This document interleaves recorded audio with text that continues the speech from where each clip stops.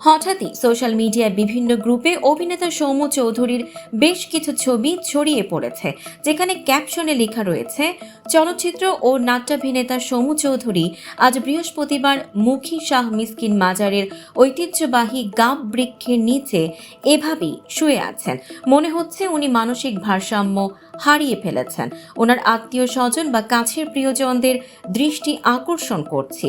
আপনারা চলচ্চিত্রের এই গুণী ব্যক্তিটিকে সাহায্যের মাধ্যমে সবাই শেয়ার করে দিবেন, উনি যেন ওনার প্রিয়জনদের কাছে সহি সালামতে পৌঁছে যেতে পারেন। সেই পোস্টের সূত্র ধরেই অভিনয় শিল্পী সংঘের সাথে যোগাযোগ করে গণমাধ্যম।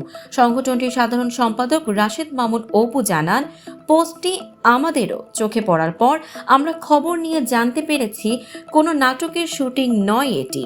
সমুদার মানসিক কিছু সমস্যা রয়েছে, যার কারণে তিনি এমনটি করেছেন।